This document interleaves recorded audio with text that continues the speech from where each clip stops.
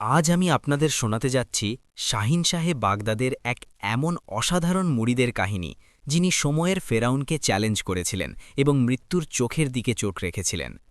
আসলে সেই ফকিরের কাছে এমন কি শক্তি ছিল যে যখন তাকে জাদুর জোরে দাও দাও করে জ্বলতে থাকা আগুনের কুণ্ডে নিক্ষেপ করা হলো? আমার মুরিদ, তোকে এই মুশকিলের মোকাবিলা করতে হবে। আমার দোয়া সব সময় তোর সাথে আছে। পুড়িয়ে দাও শাহেন শাহে বাগদাদের মুরিদকে, বড় দরবেশ এসেছে। কিন্তু তারপর দুনিয়া সেই শিক্ষণীয় দৃশ্য দেখল যা সবার হৃদয়ের তার নাড়িয়ে দিল। কি ছিল সেই রহস্য, আর কি হয়েছিল সেই ভয়াবহ রাতে? জানার জন্য দেখুন এই লোমহর্ষক ভিডিওটি। এটি সেই ঐতিহাসিক সময়ের কথা যখন একটি বিশাল সাম্রাজ্যের ওপর আতিশ খান নামের এক নিষ্ঠুর বাদশাহের শাসন ছিল। আতিশ খান শুধু নামেই আতিশ বা আগুন ছিল না, বরং তার মেজাজও ছিল জাহান্নামের আগুনের মতো। সে ছিল শয়তানের পূজারী এবং নিজের ক্ষমতার নেশায় নিজেকে পৃথিবীর খোদা মনে করত। তার সাম্রাজ্যে হাজার হাজার গ্রাম ছিল এবং প্রতি গ্রামে বাদশাহের এক ভয়াবহ আইন চালু ছিল। এই আইন এতটাই নিচু আর নিষ্ঠুর ছিল যে শুনলে মানবতাও লজ্জিত হয়ে যায়। বাদশাহ হুকুম দিয়ে রেখেছিল যে প্রতি মাসে সাম্রাজ্যের বিভিন্ন গ্রাম থেকে সুন্দরী এবং কুমারী মেয়েদের কর বা ট্যাক্স হিসেবে বাদশাহের প্রাসাদে পাঠাতে হবে। এই মেয়েরা বাদশাহের লালসার শিকার হতো অথবা তাদের বাদশাহের জ্বালানো তথাকথিত পবিত্র আগুনে বলি বা কোরবানি দেওয়া হতো। মানুষের অবস্থা এমন ছিল যে যে ঘরে মেয়ে সন্তান জন্মাত সেখানে শোকের ছায়া নেমে আসত। মা বাবা নিজেদের জোয়ান মেয়েদের মুখে কালি মেখে রাখত যাতে বাদশাহের সিপাহীদের নজর তাদের উপর না পড়ে। কিন্তু বাদশাহের গুপ্তচর এবং উজিররা চিল আর শকুনের মতো ওত পেতে থাকত। এই সাম্রাজ্যের শেষ প্রান্তে একটি ছোট গ্রাম ছিল যার নাম ছিল বস্তিয়ে গরিবা। এই গ্রামটি ছিল খুব অবহেলিত, কিন্তু এখানে একটি বিশেষ ব্যাপার ছিল। গ্রামের বাইরে একটি পুরনো বটগাছের নিচে একটি কাঁচা কুঁড়েঘর ছিল, যেখানে কিছুকাল আগে এক আল্লাহর অলি এসে আশ্রয় নিয়েছিলেন। সাদা নুরানি চেহারা, চোখে লজ্জা ও গাম্ভীর্য এবং হাতে একটি সাদা সাধারণ কাঠের লাঠি। ইনি ছিলেন পীর সাহেব। তিনি দুনিয়াবি কথাবার্তা থেকে দূরে থেকে সব সময় নিজের রবের ধ্যানে মগ্ন থাকতেন এবং গ্রামবাসীদের তৌহিদের শিক্ষা দিতেন। তিনি ছিলেন শাহেন শাহে বাগদাদ শেখ আব্দুল কাদের জিলানী রাহমাতুল্লাহি আলাইহির সত্যিকারের অনুসারী এবং মুরিদ। গ্রামবাসীরা তাকে খুব সম্মান করত, কারণ তিনি আসার পর থেকে গ্রামে এক অদ্ভুত শান্তি বিরাজ করছিল। কিন্তু একদিন সেই অশুভ মুহূর্ত এসেই গেল। দুপুরবেলা ছিল। পীর সাহেব নিজের কুড়ের ঘরের বাইরে জায়নামাজে বসে তসবি পড়ছিলেন। হঠাৎ গ্রামে শোরগোল শুরু হয়ে গেল। ঘোড়ার খুঁড়ের শব্দে জমিন কেঁপে উঠল এবং ধুলোর মেঘ উঠতে লাগল। এটি ছিল বাদশাহের খাস উজির শোলা খান, যে নিজের সশস্ত্র সিপাহীদের নিয়ে গ্রামে ঢুকেছিল। তার চোখ শিকার খুঁজছিল এবং হাতে চাবুক ছিল। উজির গ্রামের মোড়ে ঘোড়া থামিয়ে গর্জে উঠে বলল, এই পোকামাকড়েরা বাইরে বেরো! আজ আমাদের বাদশাহ আতিশ খানের মন খুশ করার দিন। এই গ্রামের সবচেয়ে সুন্দরী মেয়েকে এক্ষুনি হাজির করো, না হলে পুরো গ্রাম জ্বালিয়ে ছারখার করে দেব। গ্রামবাসীরা থরথর করে কাঁপতে কাঁপতে ঘর থেকে বেরোল। মায়েরা নিজেদের মেয়েদের লুকাতে লাগল। কিন্তু উজিরের নজর এক গরিব কৃষকের কুঁড়ে ঘরের ওপর পড়ল, যেখানে একটি মাসুম বাচ্চা মেয়ে জায়নাব ভয়ে তার মায়ের পেছনে লুকাচ্ছিল। উজির ইশারা করল। সিপাহীরা নেকড়ের মতো ঝাঁপিয়ে পড়ল এবং জায়নাবকে চুলে ধরে টেনে হিঁচড়ে বাইরে নিয়ে এলো। না, আমার মেয়েকে ছেড়ে দাও! কৃষক এবং তার স্ত্রী উজিরের পায়ে পড়ে গেল। তারা উজিরের জুতো চাটবার চেষ্টা করল, কান্না করল, কাকুতি মিনতি করল। সরকার, এটিই আমাদের একমাত্র অবলম্বন। আমরা মরে যাব। আমরা আপনাদের আমাদের সব ধন সম্পদ দিয়ে দেব। আমাদের ইজ্জত রক্ষা করুন। উজির একটি জোরালো লাথি কৃষকের বুকে মারল এবং অট্টহাসি দিয়ে বলল, তোমাদের ইজ্জত? বাদশার প্রজাদের কোনো ইজ্জত থাকে না।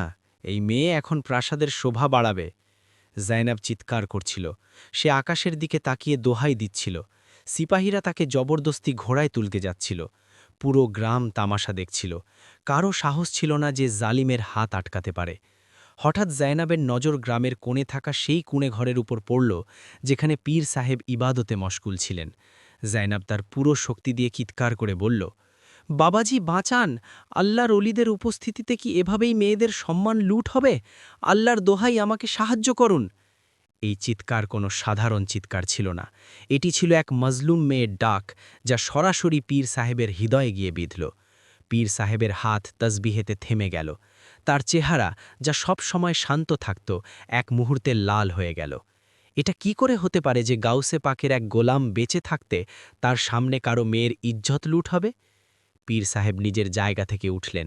তিনি নিজের লাঠি হাতে নিলেন এবং বিদ্যুতের গতিতে মোড়ের দিকে এগিয়ে গেলেন। সিপাহীরা মেয়েটিকে নিয়ে যেতেই যাচ্ছিল যে এক গম্ভীর আওয়াজ তাদের থামিয়ে দিল। থেমে যাও জালেমেরা! এই আওয়াজ এতটাই ভারী আর প্রভাবশালী ছিল যে ঘোড়াগুলোও ভয় পেয়ে পিছিয়ে গেল।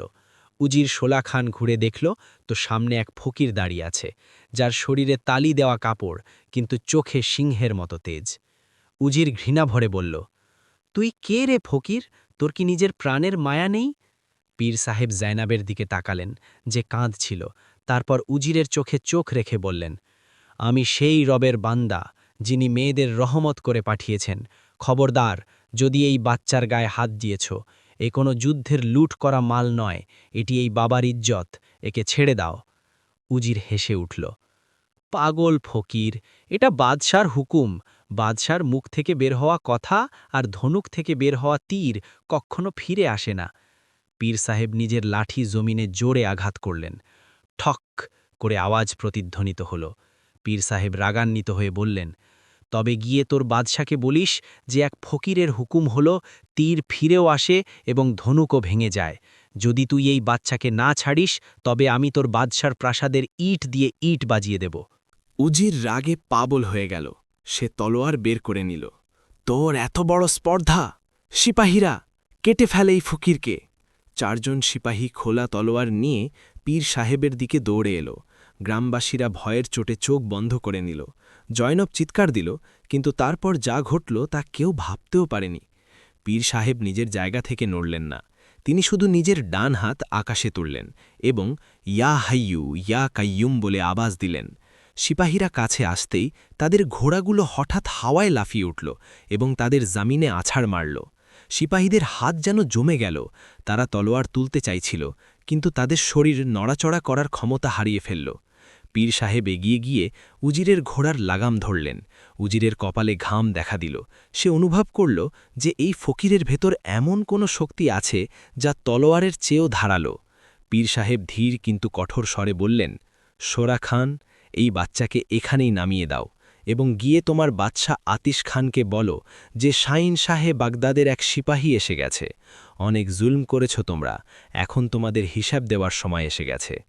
উজির আতঙ্কিত হয়ে পড়ল। সে কাঁপতে কাঁপতে ইশারা করল এবং সিপাহীরা জয়নবকে ছেড়ে দিল। জয়নব দৌড়ে গিয়ে তার মা বাবার গলা জড়িয়ে ধরল। পীর সাহেব উজিরকে ছেড়ে দিলেন এবং বললেন, পালিয়ে যাও এখান থেকে, তার আগে যেন আমার রব তোমাদের জুলমের রশি টেনে ধরেন। উজির আর তার বাহিনী, যারা কিছুক্ষণ আগে সিংহ সেথেছিল, এখন ল্যাজ গুটিয়ে গ্রাম থেকে পালাচ্ছিল। কিন্তু যাওয়ার সময় উজির ঘোরে হুমকি দিল, ফকির, তুই আজ বাদশাহের শিকার ছিনিয়ে নিয়েছিস। কাল বাদশাহের বাহিনী আসবে এবং তোকে টেনে হিচড়ে তন্দুরে নিক্ষেপ করবে। তোর মৃত্যু এখন নিশ্চিত। পীর সাহেব হাসলেন এবং আকাশের দিকে আঙুল তুলে বললেন, মৃত্যু আর জীবন বাদশাহের হাতে নয়, আমার আল্লাহর হাতে। যাও, পাঠিয়ে দিও তোমার বাদশাকে, আমি এখানেই অপেক্ষা করব। সন্ধ্যা হয়ে গিয়েছিল। গ্রামবাসীরা খুশিও ছিল যে মেয়েটি বেঁচে গেছে, আবার ভীতও ছিল যে এবার বাদশাহের গজব নামবে। পীর সাহেব সবাইকে সান্ত্বনা দিলেন, ভয় পেও না, সত্য এসে গেছে, এবার মিথ্যা মিটে যাবে। কিন্তু পীর সাহেব জানতেন যে আসল লড়াই এখন শুরু হয়েছে। তিনি কুড়ে ঘরে গেলেন, জায়নামাজ বিছালেন এবং সেজদায় পড়ে গেলেন। ইয়া আল্লাহ, আমি তোমার নামে জালিমকে চ্যালেঞ্জ করেছি, আমার মান রেখো। আমার মুর্শিদের উসিলায় আমাকে এই পরীক্ষায় একা ছেড়ে দিও না। ওদিকে প্রাসাদে যখন এই খবর বাদশাহের কাছে পৌঁছাল যে এক ফকির তার উজিরকে তাড়িয়ে দিয়েছে এবং মেয়েটিকে ছিনিয়ে নিয়েছে, তখন সে রাগে ফেটে পড়ল। কি, এক ফকিরের এত বড় সাহস! আতিশ খান হুকুম দিল, কাল সকালে আমার খাস বাহিনী যাবে। এই ফকিরকে গ্রেফতার করে আমার সামনে আনো। আমি ওকে এমন মৃত্যু দেব যে দুনিয়া মনে রাখবে। ওকে আমার সবচেয়ে বড় খুনি তন্দুরে জ্যান্ত পোড়ানো হবে। গ্রামের মোড়ল এবং কিছু মাতব্বর ভয় পেতে পেতে পীর সাহেবের কুড়ে ঘরের দিকে এলেন। পীর সাহেব ভেতরে জায়নামাজে বসেছিলেন। তার সামনে মাটির একটি প্রদীপ জ্বলছিল, যার শিখা বাতাসে কাঁপছিল, কিন্তু পীর সাহেবের নুরানি চেহারা পাথরের মতো শান্ত ছিল। মোড়ল হাত জোড় করে বলল, পীর সাহেব, আমরা আপনার হাত চুমু খাই যে আপনি আমাদের ইজ্জত বাঁচিয়েছেন, কিন্তু এখন আমরা সবাই মারা পড়ব। বাদশার বাহিনী সকালের মধ্যে এখানে পৌঁছে যাবে। আমাদের কাছে তলোয়ার নেই, ঘোড়া নেই, আমরা গরিব মানুষ, এই জালিমের মোকাবিলা কিভাবে করব? ভালো হয় যদি আমরা রাতারাতি গ্রাম ছেড়ে জঙ্গলে পালিয়ে যাই। পীর সাহেব তসবি থামালেন এবং নিজের গভীর ও উজ্জ্বল চোখে সেই মানুষগুলোর দিকে তাকালেন। তার চেহারায় এক তেজ ছিল। তিনি বললেন, মোড়ল সাহেব, পালানো কাপুরুষদের কাজ, আর আল্লাহর সিংহরা কখনো ময়দান ছেড়ে পালায় না। আমাকে বলো, যদি তোমরা জঙ্গলে লুকিয়ে যাও তবে মৃত্যু কি সেখানে পৌঁছাবে না? মৃত্যু আর জীবন বাদশাহ হাতে নয়, আমার আর তোমার রবের হাতে। পীর সাহেব তাদের সান্ত্বনা দিয়ে পাঠিয়ে দিলেন, কিন্তু তার নিজের হৃদয়েও আল্লাহর ভয় কাঁপছিল। তিনি জানতেন পরীক্ষা খুব বড়, এক নিরস্ত্র ফকির আর সামনে পুরো সাম্রাজ্য। যখন সবাই চলে গেল তখন পীর সাহেব কুঁড়েঘরের দরজা বন্ধ করলেন। তিনি সেজদায় মাথা রাখলেন এবং অঝরে কাঁদতে শুরু করলেন। এই কান্না মৃত্যুর ভয় ছিল না, বরং নিজের দুর্বলতার স্বীকৃতি ছিল। ইয়া আল্লাহ, আমি দুর্বল, তোমার দুশ্মন শক্তিশালী। আমার হাড়ে জোর নেই, কিন্তু তোমার নামের সাহারা আছে। যদি কাল এই বস্তি পুড়ে যায় তবে অবিশ্বাসীরা হাসবে যে তৌহিদবাদীরা হেরে গেছে। মাওলা, তোমার প্রিয় নবী সাল্লাল্লাহু আলাইহি ওয়াসাল্লামের দ্বীনের মান রেখে নাও। কাঁদতে কাঁদতে পীর সাহেবের তন্দ্রাচ্ছন্ন ভাব চলে এলো। দুনিয়ার শোরগোল খতম হয়ে গেল এবং আত্মার চোখ খুলে গেল। পীর সাহেব দেখলেন যে তিনি এক বিশাল ময়দানে দাঁড়িয়ে আছেন, যেখানে ঠান্ডা বাতাস বইছে। সামনে এক নুরানি সিংহাসন বিছানো, আর সেখানে অলিয়াদের সুলতান শাহেনশাহে বাগদাদ শেখ আব্দুল কাদের জিলানী রাহমাতুল্লাহ আলাইহি উপবিষ্ট আছেন। মুর্শিদের চেহারায় এমন নূর ছিল যে সূর্যও লজ্জিত হয়ে যায়। পীর সাহেব দৌড়ে কদমে পড়ে গেলেন এবং ডুকরে কাঁদতে লাগলেন। ইয়া সাইয়েদি, ইয়া মুর্শিদি, আমি একা, আর সামনে আগুলের বাহিনী। আমার ভয় হচ্ছে পাছে আমার পা না টলে যায়। শাহেনশাহে বাগদাদ মমতার সাথে নিজের মুরিদের মাথায় হাত রাখলেন। তারপর তিনি তেজের সাথে নিজের শাহাদাত আঙুল উপরে আল্লাহর দিকে তুললেন। মুর্শিদের ভঙ্গি এমন ছিল যেন তিনি শুধু পীর সাহেবকে নয়, বরং পুরো জগৎকে সাবক দিচ্ছেন। ব্যাটা, মাথা তোলো।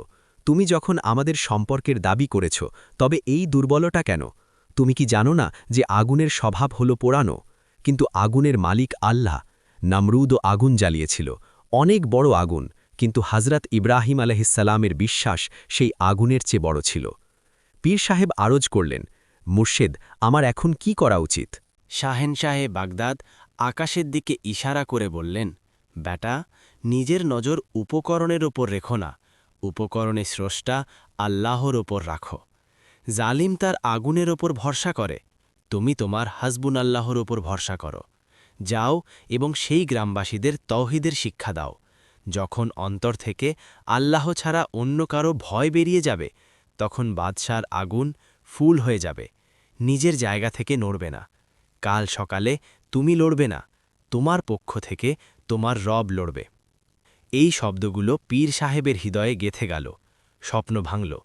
পীর সাহেবের চোখ খুলল তখন তাহাজ্জুদের সময় হচ্ছিল।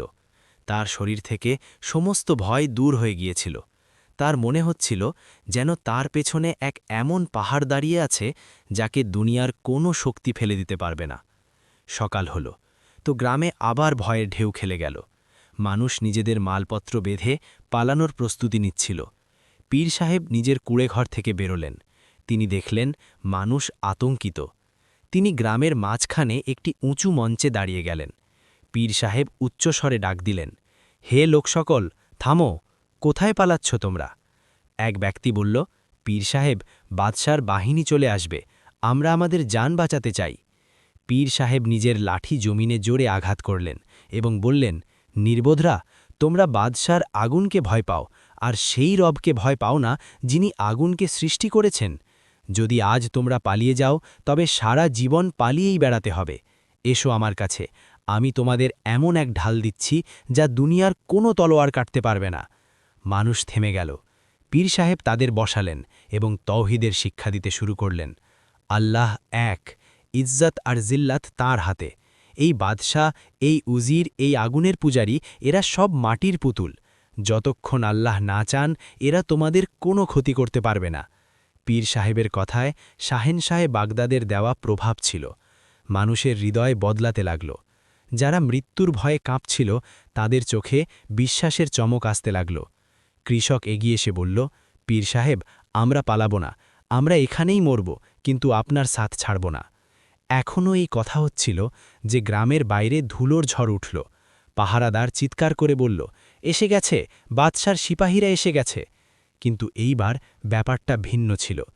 বাদশাহ আতিশ খান সরাসরি হামলা করেনি। সে ছিল খুব ধূর্ত। তাকে উজির বলেছিল যে এই ফকিরের কাছে কোনো জাদু আছে, তাই বাদশাহ তার রণকৌশল বদলে ফেলেছিল। বাহিনী গ্রামে ঢুকল না, বরং গ্রামের চারদিকে ঘেরাও করে ফেলল। সিপাহীদের হাতে খোলা তলোয়ার ছিল না, বরং জ্বলন্ত মশাল ছিল। বাহিনীর নতুন সেনাপতি, যার নাম ছিল বরক খান, সে এগিয়ে এসে ঘোষণা করল, শোনো গ্রামবাসীরা, আমাদের বাদশাহ আতিশ খানের হুকুম যে আমরা তোমাদের এখনই মারব না। তোমরা আমাদের মেয়ে দাওনি, তো এখন আমরা তোমাদের রিজিক কেড়ে নেব। এই বলে সে হুকুম দিল, আগুন লাগিয়ে দাও ওদের ফসলে। এটি ছিল ফসল কাটার সময়। কৃষকদের সারা বছরের মেহনত, সোনালি গমের ফসল গ্রামের চারদিকে দুলছিল। এটাই ছিল তাদের বেঁচে থাকার সম্বল। সিপাহীরা জ্বলন্ত মশাল শুকনো ফসলের ওপর ছুটতে শুরু করল। মুহূর্তের মধ্যে শুকনো গম আগুন ধরে নিল। দেখতে দেখতে গ্রামের চারদিকে আগুনের সমুদ্র জেগে উঠল। ধোঁয়ার মেঘ আকাশ ছুঁয়ে ফেলল। কৃষকরা চিৎকার করতে লাগল, হায় আমাদের রুজি, হায় আমাদের বাচ্চারা। মহিলারা মাথায় হাত দিয়ে কাঁদতে লাগল। যদি এই ফসল পুড়ে যায়, তবে তারা সারা বছর না খেয়ে মরবে। আগুন বাতাসের তোড়ে দ্রুত গ্রামের দিকে আসছিল। বরকখান অট্টহাসি হাসছিল। এখন ডাকো তোমাদের ফকিরকে, বলো যে এই আগুন থামাতে। যখন তোমরা খিদের জ্বালায় ছটখট করবে, তখন নিজেরাই নিজেদের মেয়েদের নিয়ে প্রাসাদে আসবে। পীর সাহেব এই দৃশ্য দেখলেন। আগুনের শিখা আকাশ ছুঁই ছুঁই করছিল। গরমের তীব্রতায় মানুষের শ্বাস নেওয়া কঠিন হয়ে পড়ছিল। মানুষ দৌড়ে পীর সাহেবের কাছে এলো। পীর সাহেব, কিছু একটা করুন, আমরা সর্বশান্ত হয়ে গেলাম। পীর সাহেবের চেহারায় এক তেজ চলে এলো। এটিই ছিল পরীক্ষা। এটি সেই পরীক্ষাই ছিল যার কথা মুর্শিদ বলেছিলেন। পীর সাহেব এগিয়ে গেলেন এবং জ্বলন্ত ফসলের একদম কাছে গিয়ে দাঁড়ালেন। আগুনের তাপ তার চেহারাকে ঝলসে দিচ্ছিল, কিন্তু তিনি পিছিয়ে গেলেন না। তিনি নিজের চোখ বন্ধ করলেন। ইয়া আল্লাহ, এই আগুন তোমার সৃষ্টি। এই জালিম আমার রিজিক পোড়াতে পারে, কিন্তু আমার বিশ্বাস পোড়াতে পারবে না। পীর সাহেব নিজের লাঠি হাওয়ায় তুললেন এবং গর্জন দিয়ে ডাক দিলেন, হে বাতাস, তোমরা কার দাসী, বাদশার নাকি আল্লাহর? তারপর তিনি নিজের শাহাদাত আঙ্গুল দিয়ে বাতাসকে উল্টো দিকে যাওয়ার ইশারা করলেন এবং বললেন, আমার রবের হুকুমে ফিরে যাও এবং এই আগুনকে সেখানেই নিয়ে যাও যেখান থেকে এটি এসেছে। এবং তারপর কুদরতের চমৎকার ঘটল। হঠাৎ আবহাওয়া থমকে গেল এবং পরের মুহূর্তেই বাতাসের অভিমুখ যা গ্রামের দিকে ছিল তা পুরো শক্তিতে বদলে গেল। এক জোরালো তুফান চলল, কিন্তু এইবার তার অভিমুখ ছিল বাদশার বাহিনীর দিকে। আগুনের শিখা যা গ্রামের দিকে এগোচ্ছিল তা বাতাসের তোড়ে উল্টে গেল। পালাও, আগুন ফিরে আসছে! সিপাহীদের মধ্যে হুড়োহুড়ি পড়ে গেল। আগুন বাদশার বাহিনীর তাঁবু আর ঘোড়াগুলোকে নিজের কবজায় নিতে শুরু করল। যে আগুন তারা মজলুমদের জন্য জ্বালিয়েছিল তা এখন তাদের নিজেদেরই পোড়াচ্ছিল। গ্রামবাসীরা অবাক হয়ে এই দৃশ্য দেখছিল। তাদের ফসল সুরক্ষিত ছিল, কিন্তু দূরে দাঁড়িয়ে থাকা দুশমন নিজেদের জান বাঁচিয়ে পালাচ্ছিল। পীর সাহেব সেখানেই দাঁড়িয়েছিলেন। তার আঙুল এখনও আল্লাহর দিকে তোলা ছিল এবং মুখে ছিল আলহামদুলিল্লাহ। যে সময় গ্রামের বাইরে আগুনের শিখা বাদশার বাহিনীর ওপর উল্টে পড়েছিল, সেই দৃশ্য ছিল কিয়ামতের মতো।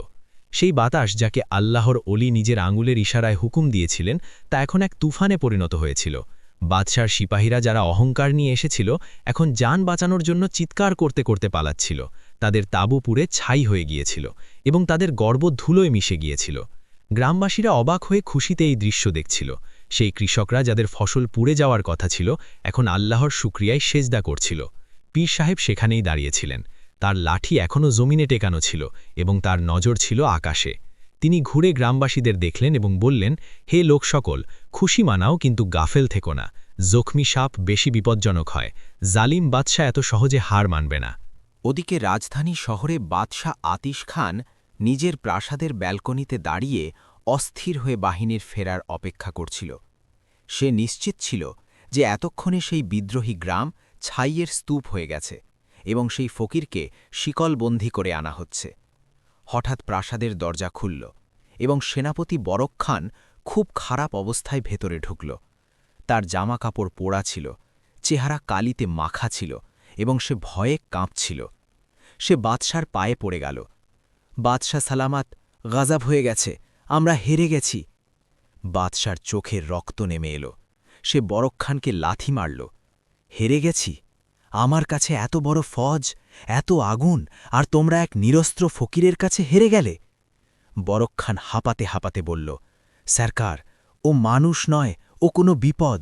আমরা আগুন জ্বালালাম তো ও বাতাসকে হুকুম দিল। বাতাস ওর গোলামের মতো উল্টে গেল, আর আমাদের আগুনই আমাদের উপর ছুঁড়ে মারল। আমার অর্ধেক সিপাহী পুড়ে গেছে, বাকিরা পালিয়ে গেছে। সেই ফকির বলে যে তার রব আগুনেরও রব আর বাতাসেরও রব। এটি শুনে আতিশ খান ভয় আর রাগে পাগল হয়ে গেল। সে পাশে দাঁড়িয়ে থাকা রক্ষীর তলোয়ার ছিনিয়ে নিল এবং এক কোপে বরকখানের মাথা ধর থেকে আলাদা করে দিল। কাপুরুষ, তুমি আগুনের দেবতার অপমান করছ। দরবারে নিস্তব্ধতা ছেয়ে গেল। বাদশাহ হাঁপাচ্ছিল। সে তার সবচেয়ে খাস এবং খাতারনাক উজিরের দিকে তাকাল। এটি উজির ছিল না, বরং বাদশার শাহী জাদুকর ছিল, যার নাম ছিল হামান। এটি সেই কুখ্যাত লোক ছিল যে শ্মশানের ছাই নিজের শরীরে মাখত এবং জিনদের বশ করার দাবি করত। বাদশাহ গর্জে উঠে বলল, হামান, তলোয়ার আর আগুন ব্যর্থ হয়ে গেছে। এখন আমার তোর বিদ্যা চাই। এই ফকিরের কাছে নিশ্চয়ই কোনো জাদু আছে। লোহাই লোহাকে কাটে। আমি চাই আজ রাতে এই গ্রামে এমন কিয়ামত নামুক যে সকাল হতে হতে ওই ফকির পাগল হয়ে যায়। হামান জাদুকর এক কুৎসিত হাসি হাসল। তার দাঁতগুলো ছিল হলুদ আর কালো। বাদশাহ সালামাত, নিশ্চিন্ত থাকুন। ও বাতাসের গতি ফেরাতে পারে, কিন্তু আমার আগুনের সহচরের মোকাবিলা করতে পারবে না। আজ রাতে এই গ্রামে আকাশ থেকে আগুন বর্ষাবে না, বরং জমিন থেকে এমন সব বিপদ বের হবে যা দেখা যাবে না, কিন্তু তাদের কলিজা চিবিয়ে খাবে। বস্তিয়ে গরিবায় রাত গভীর হয়েছিল। মানুষ নিজেদের জয়ের খুশিতে ঘুমিয়ে গিয়েছিল, কিন্তু পীর সাহেব জেগেছিলেন। আল্লাহর অলিদের কাছে আগত বিপদের আভাস আগেই পৌঁছে যায়। পীর সাহেব নিজের কুড়েঘরের বাইরে বসে পাহারা দিচ্ছিলেন। বাতাসে এক অদ্ভুত গুমোট ভাব ছিল। হঠাৎ কুকুরগুলো কাঁদতে শুরু করল। বাতাস থেমে গেল এবং একটি খুব পচা দুর্গন্ধ ছড়িয়ে পড়ল। পীর সাহেব এখনই বুঝে নিলেন যে এটি বাদশাহের বাহিনী নয়, বরং শয়তানি বাহিনী। হঠাৎ গ্রামের একটি ঘর থেকে চিৎকার শোনা গেল, তারপর দ্বিতীয় ঘর থেকে, তারপর তৃতীয় ঘর থেকে। মানুষ ঘুম থেকে জেগে বাইরে ছুটে এলো। দৃশ্যটি ছিল ভয়াবহ। মানুষেরা কিছুই দেখতে পাচ্ছিল না, কিন্তু তারা নিজেদের শরীর খামচাচ্ছিল। বাঁচাও, আমার শরীরে আগুন লেগেছে, এক মহিলা চিৎকার করছিল। সাপ, আমাকে সাপ কামড়াচ্ছে। একটি বাচ্চা মাটিতে গড়াগড়ি খাচ্ছিল, যদিও সেখানে কোনো সাপ ছিল না। এটি ছিল হামান জাদুকরের দৃষ্টি বিভ্রম আর অশরীরী হামলা। পুরো গ্রাম চিৎকারে কেঁপে উঠল। মানুষ পাগলের মতো এদিক ওদিক দৌড়াচ্ছিল। কেউ নিজের কাপড়ে আগুন অনুভব করছিল, তো কেউ নিজের বাচ্চার চেহারা ভয়াবহ দেখছিল। পীর সাহেব এখনই জায়নামাজ থেকে উঠলেন। তিনি দেখলেন যে গ্রামের উপর কালো ছায়া মন্ডরাচ্ছে। এরা ছিল সেই শয়তান যারা মানুষের হৃদয়ে কুমন্ত্রণা আর ভয় ঢোকাচ্ছিল। পীর সাহেব উচ্চস্বরে ডাক দিলেন, হে লোক সকল, ভয় পেও না, এটি শুধু দৃষ্টির বিভ্রম। নিজেদের মুখে আল্লাহর নাম আনো। কিন্তু মানুষের ভয় এতটাই বেশি ছিল যে তারা কিছুই শুনতে পাচ্ছিল না। পীর সাহেব অনুভব করলেন যে একটি খুব ভারী কালো শক্তি তার দিকে এগিয়ে আসছে। তার দম বন্ধ হয়ে আসছিল। শয়তান চাইছিল আজ পীর সাহেবের হৃদয়েও ভয় ঢুকিয়ে দিতে। এই নাজুক মুহূর্তে, যখন বাইরের চোখ কাজ করছিল না, পীর সাহেব নিজের অন্তরের চোখ খুললেন। তিনি সেখানেই জমিনে বসে পড়লেন, চোখ বন্ধ করলেন এবং ইয়া আল্লাহ বলে নিজের আধ্যাত্মিক যোগাযোগ স্থাপন করলেন। তিনি দেখলেন যে শাহিনশাহে বাগদাদ এক নুরানি বৃত্তের মধ্যে দাঁড়িয়ে আছেন। মুর্শিদের চেহারায় এত তেজ ছিল যে শয়তানগুলো এই বৃত্তের কাছেও আসতে পারছিল না। পীর সাহেব আরজ করলেন, ইয়া মুর্শিদি, আমার গ্রামের মানুষ কষ্টে আছে। জাদুকর তাদের বুদ্ধির ওপর পর্দা ফেলে দিয়েছে। তারা অবুঝ, তারা বুঝতে পারছে না যে এটি প্রতারণা। শাহিনশাহে বাগদাদ নিজের শাহাদাত আঙুল ওপরে আল্লাহর দিকে তুলেন এবং এমন এক অব্যর্থ উপায় জানালেন যা সব জাদুর কাটতি। বেটা, ঘাবড়াও না। মনে রেখো, জাদু হলো অন্ধকার আর কুরআন হলো নূর। অন্ধকার যতই গভীর হোক না কেন, নূরের একটি কিরণ তাকে শেষ করার জন্য যথেষ্ট। তুমি কি ভুলে গেছ, যখন মুসা আলাইহিসসালামের মোকাবিলায় জাদুকররা রশি ছুঁড়েছিল তো তার সাপ হয়ে গিয়েছিল, কিন্তু মুসা আলাইহিসসালাম কি করেছিলেন? তিনি ভয় পাননি। তিনি আল্লাহর উপর ভরসা করে নিজের লাঠি ছুঁড়েছিলেন। পীর সাহেব আরজ করলেন, মুর্শিদ, আমাকে কি করতে হবে? মুর্শিদ তেজের সাথে বললেন, ওঠো এবং তোমার আজানের আওয়াজ দিয়েই মিথ্যাকে চিড়ে দাও। শয়তান আজানের আওয়াজে পালায়। মসজিদের মিনারে উঠে পড়ো আর আজান দাও, তারপর গ্রামের চারদিকে আয়াতুল কুরসি পড়ে একটি সুরক্ষা বলয় টেনে দাও। আল্লাহর কসম, কোনো শয়তানি শক্তি এই বলয় পার করতে পারবে না। পীর সাহেব আরজ করলেন, মুর্শিদ, দোয়া করুন। শাহিন সাহেব বাগদাদ বললেন, আল্লাহ তোমার সহায় হন। পীর সাহেব ঝট করে চোখ খুললেন। গ্রামে এখনও কেয়ামত চলছে। পীর সাহেব সিংহের মতো উঠলেন। তিনি সরাসরি মসজিদের ছাদে উঠলেন। রাতের অন্ধকার ছিল, চারদিকে চিৎকার ছিল। পীর সাহেব নিজের কানে হাত দিলেন এবং পুরো আধ্যাত্মিক শক্তি নিয়ে আল্লাহু আকবরের ধ্বনি দিলেন। আল্লাহু আকবর, আল্লাহু আকবর। এটি কোনো আওয়াজ ছিল না, এটি ছিল আসমানি বিজলি। আজানের প্রথম আওয়াজ বাতাসে প্রতিধ্বনিত হতেই সেই কালো ছায়াগুলো যা গ্রামবাসীদের ভয় দেখাচ্ছিল হঠাৎ থেমে গেল। শয়তানি অট্টহাসি বন্ধ হয়ে গেল। আশহাদু আল্লাহ ইলাহা ইল্লাল্লাহ। পীর সাহেবের আওয়াজ যতই বুলন্দ হচ্ছিল, মানুষের চোখ থেকে জাদুর পর্দা সরতে লাগল। যে আগুন তারা দেখতে পাচ্ছিল তা অদৃশ্য হয়ে গেল, যে সাপ তাদের কামড়াচ্ছিল তা ধোঁয়ায় মিলিয়ে গেল। আজান শেষ হল তো গ্রামে সম্পূর্ণ শান্তি নেমে এলো। বাচ্চারা যারা কাঁদছিল তারা চুপ হয়ে গেল, মায়েরা যারা চিৎকার করছিল তারা হোশ ফিরে পেল। পীর সাহেব মসজিদ থেকে নিচে নামলেন। তার হাতে লাঠি ছিল। তিনি গ্রামের শেষ কোনায় গেলেন এবং লাঠির ডগা জমিনে রেখে আয়াতুল কুরসি পড়তে পড়তে পুরো বস্তির চারদিকে একটি লকির বা সুরক্ষা বলয় টানতে শুরু করলেন। পীর সাহেব হেঁটে যাচ্ছিলেন আর পড়ে যাচ্ছিলেন। তাকে দেখে এমন মনে হচ্ছিল যেন কোনো সেনাপতি কেল্লা তৈরি করছেন। সুরক্ষা বলয় সম্পন্ন হতেই গ্রামের বাইরে থেকে ভয়াবহ চিৎকার শোনা গেল। সেই ছয়টানগুলো যারা গ্রামের ভেতরে ছিল তারা পুড়ে ছাই হয়ে গেল, আর যারা বাইরে ছিল তারা দেয়ালে ধাক্কা খেয়ে ফিরে পালাল। ওদিকে হামান জাদুকর নিজের মন্ত্র পড়ছিল যে হঠাৎ সে এক জোরালো ধাক্কা খেল। আহ! সে ছিটকে দূরে গিয়ে পড়ল। তার মুখ থেকে কালো রক্ত বেরোতে লাগল। তার নিজেরই পালিত সহচরেরা জখম হয়ে ফিরে এসেছিল এবং এখন তাকেই কামড়াচ্ছিল। বাদশাহ আতিশ খান তাকে জমিনে ছটফট করতে দেখে আতঙ্কিত হয়ে জিজ্ঞেস করল, হামান, কি হয়েছে? হামান ছটফট করতে করতে বলল, বাদশাহ সালামাত, সেই ফকির, ওর কাছে কোনো সাধারণ জাদু নেই।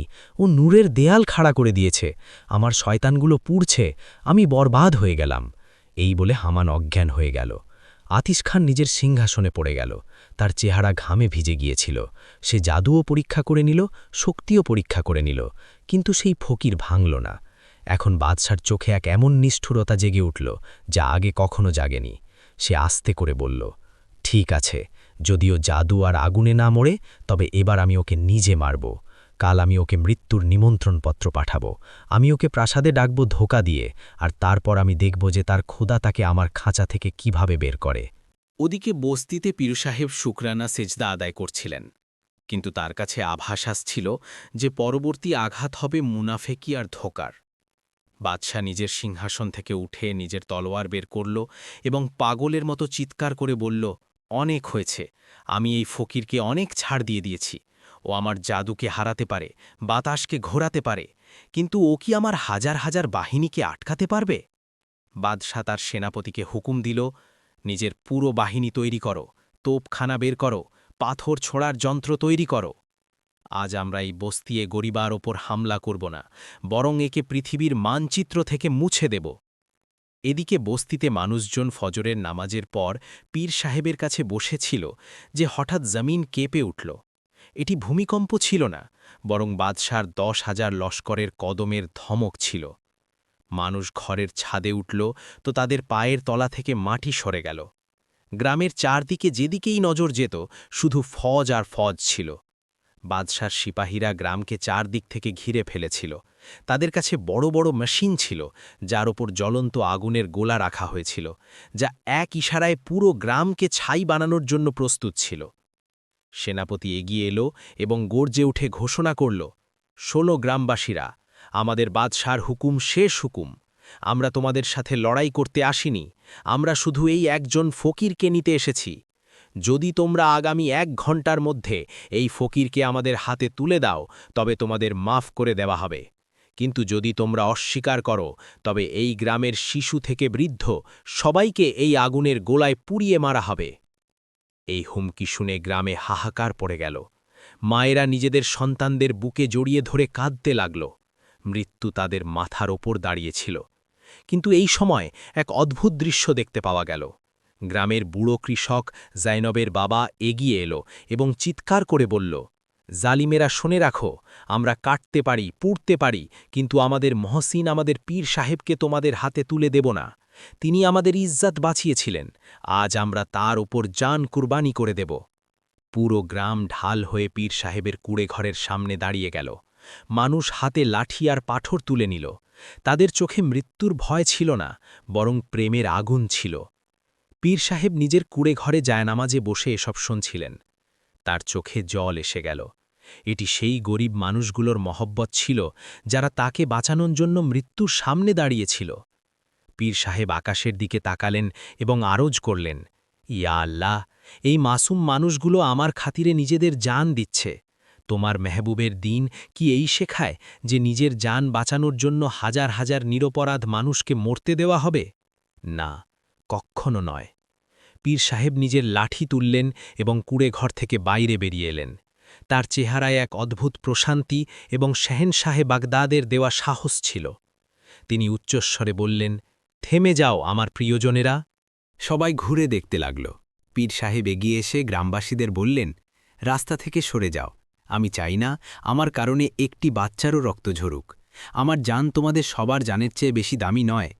মানুষ কেঁদে ফেলল, না পীর সাহেব, আমরা আপনাকে যেতে দেব না, ওরা আপনাকে জ্যান্ত পুড়িয়ে মারবে। পীর সাহেব হেসে বললেন, আগুন শরীরকে পোড়ায়, আত্মাকে নয়।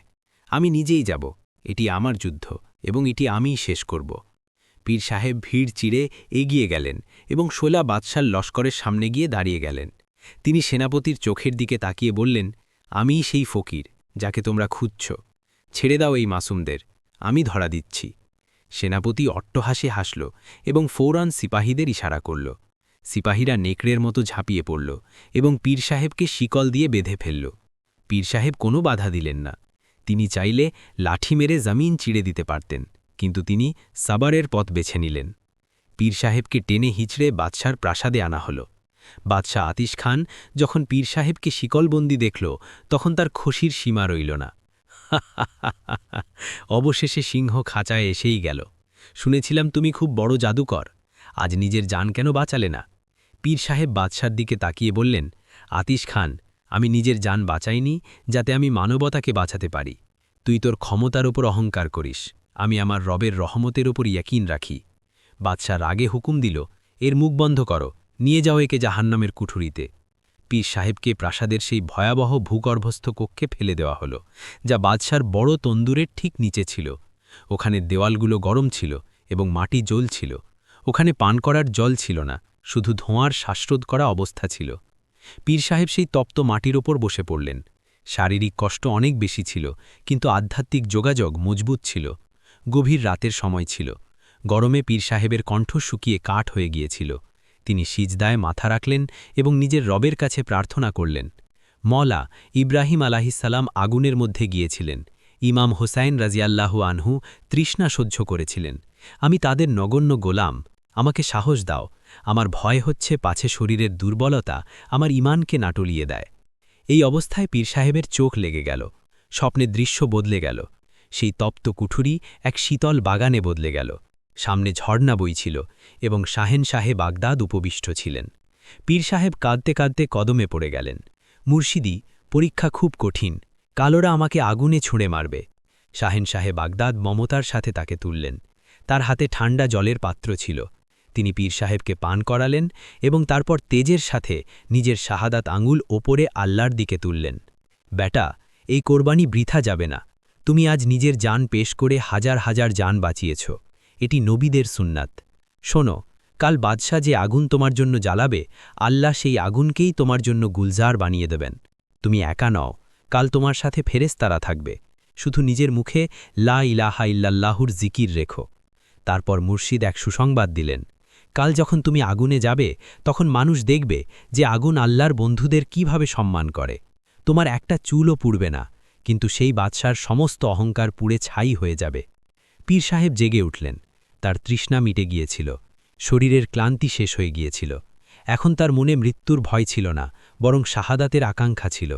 বাইরে ময়দানে বাদশার কর্মচারীরা কাঠ জমা করছিল। একটা পাহাড় সমবড় তন্দুর তৈরি করা হচ্ছিল। কালকের সূর্য এক নতুন ইতিহাস লিখতে চলেছিল। সকালের সূর্য উদিত হল তো রাজধানী শহরের চিত্রই বদলে গিয়েছিল। আজ বাদশাহ আতিশ খান নিজের ইতিহাসের সবচেয়ে বড় আগুনের কুণ্ড তৈরি করিয়েছিল। শহরের সবচেয়ে বড় ময়দানে একটি বিশাল গর্ত খোঁড়া হয়েছিল এবং তাতে বনের হাজার হাজার মণ কাঠ, তেল আর গন্ধক ভরে দেওয়া হয়েছিল। বাদশাহ হুকুম দিয়েছিল যে শহরের প্রতিটি শিশু, বৃদ্ধ আর জোয়ান এই তামাশা দেখার জন্যে ময়দানে জমা হোক। সে চাইছিল যে আজ এই ফকিরের শিক্ষণীয় মৃত্যু দেখে মানুষের মনে আগুনের ভয় সারা জীবনের জন্য বসে যাক এবং কেউ যেন পুনরায় তৌহিদের নাম না নিতে পারে। ময়দানে লক্ষ লক্ষ মানুষের ভিড় ছিল। বস্তিয়ে গরিবার মজলুম গ্রামবাসীরা, যাদের খাতিরে পীর সাহেব ধরা দিয়েছিলেন, তারাও সেখানে উপস্থিত ছিল। তাদের হাত রশি দিয়ে বাঁধা ছিল এবং চোখ দিয়ে জল ঝরছিল।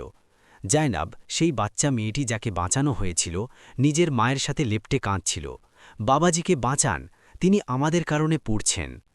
বাদশার হুকুমে তন্দুরে আগুন দেওয়া হল। এক জোরালো ধামাকার সাথে আগুন জ্বলে উঠল। যেহেতু এতে তেল আর কেমিক্যাল মেশানো ছিল, তাই শিখা পলক ফেলতেই আকাশে গিয়ে লাগল। আগুনের তাপ এতটাই বেশি ছিল যে ১০০ কদম দূরে দাঁড়িয়ে থাকা সিপাহীদের পোশাকও গরম হয়ে যাচ্ছিল। ওপর দিয়ে উড়ে যাওয়া পাখিগুলো আগুনের তেজে পুড়ে কাবাব হয়ে নিচে পড়ছিল।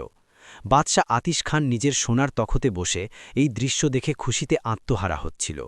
সে তার উজির আইয়ার খানের কাছে বলল, দেখলে উজির, এটি আমার ক্ষুধা। আজ এই ক্ষুধার্ত সিংহ আগুন এক তাজা শিকার পাবে। আমাকে বলো, দুনিয়ার কোনো শক্তি কি এই ফকিরকে ছাই হওয়া থেকে বাঁচাতে পারে? উজির তোষামত করে বলল, বাদশাহ সালামাত, বাঁচা তো দূরের কথা, এই আগুনের তাপে ওর হাড়ও গলে যাবে। আজ এই ফকিরের ক্ষুধা তাকে বাঁচাতে পারবে না। ঠিক সেই সময় দামামা গেজে উঠল। লোহার ভারী দরজা খুলল এবং শিকলের ঝঙ্কার প্রতিধ্বনিত হল। সবার নজর দরজায় আটকে গেল। পীর সাহেবকে আনা হচ্ছিল। মানুষ আশা করছিল যে রাতভর তপ্ত কুঠুরিতে থাকার কারণে পীর সাহেব আধমরা হয়ে গেছেন, তার শরীর ঝলসে গেছে এবং তিনি চলার ক্ষমতা হারিয়েছেন। কিন্তু যখন পীর সাহেব বাইরে এলেন, তখন জনতা বিস্ময়ে চিৎকার করে উঠল। পীর সাহেবের সাদা পোশাক দাগহীন ছিল। চেহারে এমন সজীবতা ছিল যেন এইমাত্র ঠান্ডা জল দিয়ে গোসল করে এসেছেন, আর কপালে সেজদার নূর সূর্যের মতো চমকাচ্ছিল। বাদশাহ যখন এটি দেখল, তখন তার হাসি থেমে গেল। এটি জ্যান্ত আছে কিভাবে? ওই কুঠুরি তো জাহান্নাম ছিল, ওখানে তো পাথরও গরম হয়ে যায়। পীর সাহেব সিংহের মতো হেঁটে ময়দানের মাঝখানে এলেন। তিনি এক পলক সেই পাহাড় সমান উঁচু আগুনের দিকে তাকালেন। তার চেহারে ভয়ের কোনো চিহ্ন ছিল না, বরং এক প্রেমিকের হাসি ছিল। তিনি মনে মনে নিজের মুর্শিদ শাহেনশাহে বাগদাদের কাছে আর্জ করলেন, মুর্শেদ, আপনি সত্যি বলতেন, এই আগুন তো আমার কাছে এখনই শীতল লাগছে, কারণ আমার বুকে খোদা প্রেমের আগুন এর চেয়েও বেশি তেজ। পীর সাহেবকে আগুনের কুণ্ডের পাশে তৈরি একটি উঁচু মঞ্চে দাঁড় করিয়ে দেওয়া হল। তাপ এতটাই ছিল যে জল্লাদরাও নিজেদের মুখে ভেজা কাপড় রেখে দাঁড়িয়েছিল। বাদশাহ নিজের তখত থেকে উঠে সামনে এলো এবং চিৎকার করে বলল, ওরে নির্বোধ ফকির, দেখ তোর সামনে এই সেই মৃত্যু যা থেকে বাঁচা অসম্ভব। এখনও সময় আছে, আমার সামনে সেজদা কর, এই আগুনকে তোর খোদা মেনে নে, আমি তোকে মাফ করে দেব, না হলে পরের মুহূর্তেই তোর অস্তিত্ব মিটে যাবে। পীর সাহেব বাদশার দিকে তাকালেন, তারপর আকাশের দিকে শাহাদত আঙুল তুললেন এবং পুরো শক্তি দিয়ে বললেন, হে নমরুদের বংশধর, তুই আমাকে আগুন দিয়ে ডরাস? শুনে রাখ, আমার অস্তিত্ব মিটতে পারে কিন্তু আমার ঈমান মিটতে পারে না। তুই আগুনের পূজারী, আমি আগুন সৃষ্টিকারী আল্লাহর পূজারী। পীর সাহেব জনতার দিকে তাকিয়ে ডাক দিলেন, হে লোকসকল, সাক্ষী থেকো, আমি নিজের প্রাণের সওদা করে নিয়েছি। যদি আমি পুড়ে যাই তবে বুঝবে আমি মিথ্যেবাদী ছিলাম, কিন্তু যদি আমার রব আমাকে বাঁচিয়ে নেন তবে ওয়াদা করো যে এই মিথ্যে আগুন ছেড়ে সত্য রবের সামনে মাথা নত করবে। মানুষ কেঁদে ফেলল। আমরা ওয়াদা করছি পীর সাহেব, আমরা ওয়াদা করছি। বাদশার আগে পাগল হয়ে গেল। তার নিজের পরাজয় সামনে দেখতে পাচ্ছিল। সে জল্লাদদের হুকুম দিল, কি দেখছ? তুলে ফেলে দাও একে আগুনের মধ্যে, আমিও দেখি ওর রব কিভাবে বাঁচায়। 4 জন শক্তিশালী জল্লাদ এগিয়ে এলো। তারা পীর সাহেবকে 2 হাত দিয়ে ধরল। পীর সাহেব কোনো বাধা দিলেন না।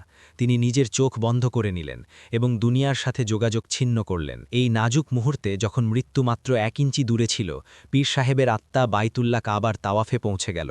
ওখানে তার শাহেনশাহে বাগদাদের সেই কথা মনে পড়ল, বেটা, মুখে হাসবুনাল্লাহ রেখো, ইব্রাহিম আলাইহিসসালামের সুন্নত জ্যাংত হতে চলেছে। পীর সাহেব উচ্চস্বরে পড়লেন, হাসবুনাল্লাহু ওয়া নি'মাল ওয়াকিল, আমাদের জন্য আল্লাহই যথেষ্ট এবং তিনিই শ্রেষ্ঠ কর্মবিধায়ক। জল্লাদেরা পুরো শক্তি দিয়ে এক ঝটকায় ছুড়ে দিল, ইয়া আল্লাহ! পীর সাহেবের দেহ বাতাসে ভেসে সোজা সেই জ্বলন্ত জাহান্নামের আগুনের কুণ্ডের মাঝখানে গিয়ে পড়ল। জনতার মধ্য থেকে চিৎকার বেরিয়ে এলো, মহিলারা জ্ঞান হারালো। সবার বিশ্বাস ছিল যে পড়ার সাথে সাথেই ছাই হয়ে যাবেন। আগুনের শিখা এতটাই উঁচু ছিল যে পীর সাহেব চোখের আড়ালে চলে গেলেন। শুধু আগুনের শোঁ শোঁ শব্দ আর কাঠের চটচট শব্দ আসছিল। বাদশাহ অট্টহাসি হাসল। খতম, কিস্সা শেষ। দেখে নিলে তোমরা? পুড়িয়ে দিলাম আমি তোমাদের পীরকে। এখন বলো, কোথায় ওর খোদা? বাদশার তার উজির খুশিতে হাততালি দিতে লাগল। গ্রামবাসীরা হতাশায় মাটিতে বসে পড়ল। জয়নবের বাবা আকাশের দিকে তাকিয়ে অভিযোগ করল, মওলা, তোমার বন্ধু পুড়ে গেল আর তুমি দেখে গেলে? কিন্তু তারা জানত না যে আগুনের ভেতর কি হচ্ছিল। আল্লাহর কুদরত দেখুন।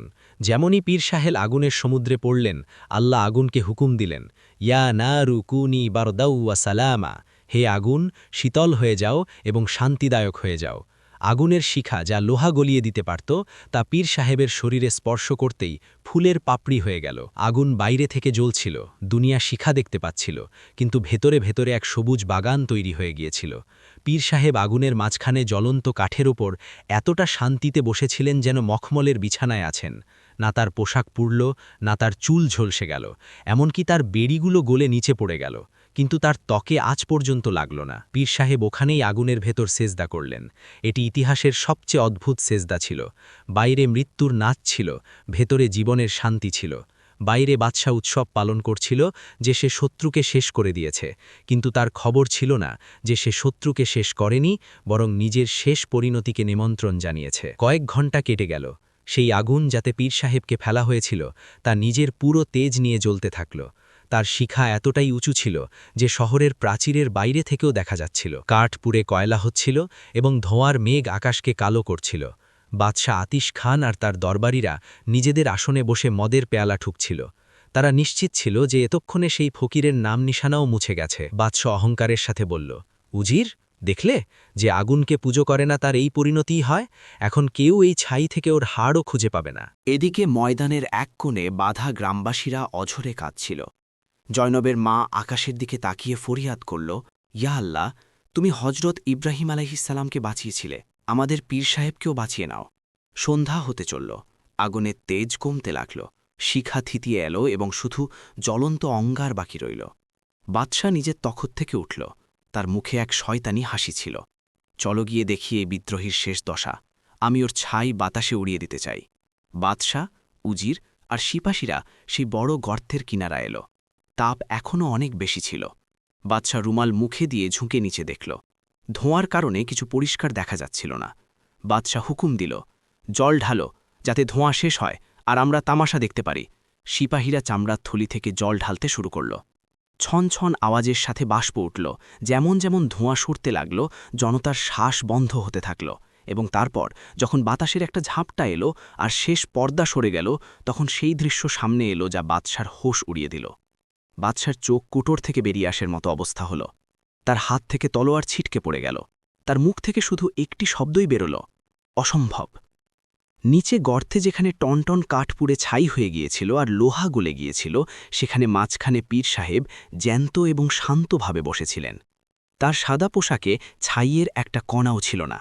তার মুখ এমন চমকাচ্ছিল যেন মেঘ থেকে চাঁদ বেরিয়ে এসেছে। সবচেয়ে আশ্চর্যজনক বিষয় হল, যে জায়গায় পীর সাহেব বসেছিলেন সেখানকার মাটি কালো ছিল না, বরং সেখানে তাজা ঘাস আর ছোট ছোট ফুল ফুটে উঠেছিল। আগুন সবকিছু পুড়িয়ে দিয়েছিল, কিন্তু সেই বৃত্তটি ছাড়া যেখানে আল্লাহর অলি বসেছিলেন। পীর সাহেব সেজদা থেকে মাথা তুলে উপবিষ্ট ছিলেন। তার ঠোঁট নড়ছিল এবং তিনি তার রবের শুকরিয়া আদায় করছিলেন। ময়দানে উপস্থিত হাজার হাজার মানুষ যখন এই কেরামতি দেখল, তখন এক মুহূর্তের জন্য নিস্তব্ধতা ছেয়ে গেল, এবং তারপর হঠাৎ ধ্বনির তুফান বয়ে গেল, আল্লাহু আকবার, আল্লাহু আকবার। মানুষ বাদশার ভয় ভুলে গেল এবং পাগলের মতো স্লোগান দিতে লাগল। সিপাহীদের হাত থেকে বল্লম পড়ে গেল। তারা আজ পর্যন্ত এমন জাদু দেখেনি। এটি জাদু ছিল না, এটি ছিল হক বা সত্য। পীর সাহেব ওপরে তাকালেন। তার দৃষ্টি বাদশার দৃষ্টির সাথে মিলল। বাদশাহ ভয়ে কাঁপছিল। পীর সাহেব হেসে বললেন, আতিশ খান, তুই তো পোড়ানোর জন্যে আগুন জ্বালিয়েছিলি, কিন্তু দেখ, আমার রব একে গুলজার বানিয়ে দিয়েছেন। তোর আগুন তোর হুকুম মানে, কিন্তু এই আগুন আমার রবের হুকুম মানে। পীর সাহেব নিজের জায়গা থেকে উঠে দাঁড়ালেন। রাস্তা দাও। এই আওয়াজ এতটাই প্রভাবশালী ছিল যে আগুনের অঙ্গারগুলো নিজে থেকেই পাশে সরে গেল। পীর সাহেব সেই জ্বলন্ত গর্ত থেকে এমনভাবে বেরিয়ে এলেন যেন কোনো বাদশাহ নিজের প্রাসাদ থেকে বেরোচ্ছেন। যখন তিনি বাইরে এলেন তখন উজির আইয়ার খাঁ চিৎকার করে বলল, এটি জাদুকর, একে ছেড়ো না, সিপাহীরা তীর মারো একে। কিন্তু সিপাহীরা মূর্তির মতো দাঁড়িয়েছিল। কার সাহস ছিল যে এই ব্যক্তির ওপর তীর চালাবে যে আগুনে পড়েনি? পীর সাহেব উজিরের কাছে গেলেন। উজির ভয়ের চোটে পিছিয়ে গেল এবং হোঁচট খেয়ে পড়ে গেল। পীর সাহেব বললেন, আইয়ার খান, তীর আর তলোয়ার তাদের ওপর চলে যাদের শরীর মাটির তৈরি, যাদের শরীর ইমানের নূরে তৈরি, তাদের ওপর দুনিয়ার কোনো অস্ত্র আছর করে না। বাদশাহ আতিশ খান যে কিছুক্ষণ আগে খোদা সেজে ঘুরছিল, এখন সে নিজের মৃত্যু সামনে দেখতে পাচ্ছিল। তার সমস্ত অহংকার ধুলোয় মিশে গিয়েছিল। তার প্রজারা এখন আর তার কথা শুনছিল না, তারা সবাই পীর সাহেবের কদমে পড়ছিল। বাদশাহ শেষ চেষ্টা করল। সে উন্মাদনায় পাশে দাঁড়িয়ে থাকা সিপাহীর কাছ থেকে বল্লম ছিনিয়ে নিল এবং পুরো শক্তি দিয়ে পীর সাহেবের দিকে ছুড়ল। আমি তোকে জ্যান্ত ছাড়ব না। বল্লম বাতাসে দুলতে দুলতে সোজা পীর সাহেবের বুকের দিকে এলো। গ্রামবাসীরা চিৎকার করে উঠল, কিন্তু পীর সাহেব নিজের হাত তুললেন। বল্লম তার বুকের 1 ইঞ্চি দূরে বাতাসে থেমে গেল, যেন কোনো অদৃশ্য হাত তা ধরে ফেলেছে। পীর সাহেব বল্লমটি বাতাসেই ধরে ফেললেন এবং তাকে একটি সাধারণ খড়ের মতো দুটুকরো করে জামিনে ফেলে দিলেন। পীর সাহেব তেজের সাথে বাদশার দিকে আঙুল তুললেন আর বললেন, আতিশ খান, তুই সীমা ছাড়িয়ে গেছিস, তুই আগুনের অপমান করেছিস, তুই সৃষ্টিকে কষ্ট দিয়েছিস এবং তুই আল্লাহর অলির ওপর আঘাত করেছিস। এখন তোর বাঁচার কোনো পথ নেই। বাদশাহ আতঙ্কিত হয়ে পিছিয়ে গেল এবং নিজের তখতের দিকে পালালো। সে লুকাতে চাইছিল, বাঁচাও, আমার ফৌজ, আমাকে বাঁচাও। কিন্তু ফৌজ অস্ত্র ফেলে দিয়েছিল। পীর সাহেব আকাশের দিকে তাকালেন। ইয়া আল্লাহ, এই জালিমের ফয়সালা করে দাও। হঠাৎ প্রাসাদের ভেতর থেকে, সেই জায়গা থেকেই যেখানে বাদশার তথাকথিত পবিত্র আগুন জ্বলত, এক জোরালো ধামাকা হল। জমিন কাঁপতে লাগল। মনে হচ্ছিল যে বাদশার নিজের প্রাসাদই এখন তার দুশ্মন হয়ে গেছে। সেই আগুন যাকে বাদশা খোদা বানিয়ে রেখেছিল, তা হঠাৎ নিজের সীমানার বাইরে বেরিয়ে এলো। সেই আগুন প্রাসাদের পর্দা, কার্পেট আর দেয়ালগুলোকে নিজের কবজায় নিয়ে তুফানের মতো বাইরে বেরিয়ে এলো। এটি সাধারণ আগুন ছিল না, এটি ছিল আল্লাহর গজব। বাদশাহ আতিশ খান যে ময়দানে দাঁড়িয়েছিল, ভয়ে কাঁপতে কাঁপতে পিছিয়ে গেল। সে দেখল যে আগুনের একটি বিশাল গোলা প্রাসাদ থেকে বেরোলো এবং সোজা তারই দিকে এগিয়ে এলো। বাদশাহ চিৎকার করল, বাঁচাও, এই আগুন আমার পেছনে কেন আসছে? আমি তো এর পূজারী। পীর সাহেব একটি উঁচু ঢিবির ওপর দাঁড়িয়ে বাতাসে উড়ন্ত সাদা পোশাকের সাথে বললেন, আতিশ খান, পালা, যতটা পারিস পালা। আজ তোর খোদাই তোর মৃত্যু হয়ে গেছে। তুই আগুন দিয়ে মানুষকে ডরিয়েছিলি, আজ এই আগুন তোকে বলবে পোড়ানো কাকে বলে। বাদশাহ পাগলের মতো পালালো। সে নিজের সিপাহীদের পেছনে লুকানোর চেষ্টা করতে লাগল, কিন্তু সিপাহীরা তাকে দেখে দূরে সরে গেল। কেউই এই জ্বলন্ত জাহান্নামের কাছে যেতে চাইছিল না। বাদশাহ ময়দানের শেষ কোণ পর্যন্ত পালালো, কিন্তু আগুন সাপের মতো তার পিছু নিল এবং তারপর পুরো দুনিয়া সেই শিক্ষার দৃশ্য দেখল যা বুক কাঁপিয়ে দেয়। আগুনের শিখা বাদশাকে চারদিক থেকে ঘিরে ফেলল। আহ, আমাকে বাঁচাও, আমি তওবা করছি। বাদশার যন্ত্রণাদায়ক চিৎকার প্রতিধ্বনিত হল। পীর সাহেব আফসোস করে মাথা নাড়লেন এবং বললেন, এখন আর নয় জাবির, এখন তওবার দরজা বন্ধ হয়ে গেছে। যখন মজলুম মেয়েরা কাঁদছিল, তখন তোর তওবা কোথায় ছিল? যখন তুই আল্লাহর অলিকে তন্দুরে ফেলেছিলি, তখন তোর হোশ কোথায় ছিল? এখন চখ নিজের কর্মের মজা। দেখতে দেখতে সেই বাদশাহ যে নিজেকে সূর্য বলত, কয়লার মতো পুড়ে ছাইয়ের স্তূপে পরিণত হয়ে গেল। বাতাসের একটি ঝাপটা এলো এবং তার ছাই উড়িয়ে নিয়ে গেল। তার নাম নিশানাও জমিন থেকে মুছে গেল, যেন সে কখনো জন্মই নেয়নি। পীর সাহেব জনতার দিকে ফিরলেন এবং নিজের শাহাদাত আঙুল আকাশের দিকে তুলে বললেন, হে লোক সকল, দেখলে তোমরা, আগুন শুধু তাকেই পোড়ায় যাকে আমার রব চান, এবং তাকেই বাঁচায় যাকে আমার রব চান। আজ মিথ্যে পুড়ে গেল আর সত্য বাঁচি থেকে গেল। ভেঙে ফেলো এই সমস্ত মূর্তিকে, নিভিয়ে দাও এই সমস্ত মিথ্যে আগুনকে, এবং মাথা নত করো সেই এক রবের সামনে যিনি আগুনেরও মালিক এবং জান্নাতেরও। এটি শোনা মাত্রই উজির আইয়ার খান সবার আগে এগিয়ে এলো এবং পীর সাহেবের পায়ে পড়ে গেল। পীর সাহেব, আমাদের মাফ করে দিন, আমরা অন্ধকারে ছিলাম, আমাদের কলমা পড়িয়ে দিন।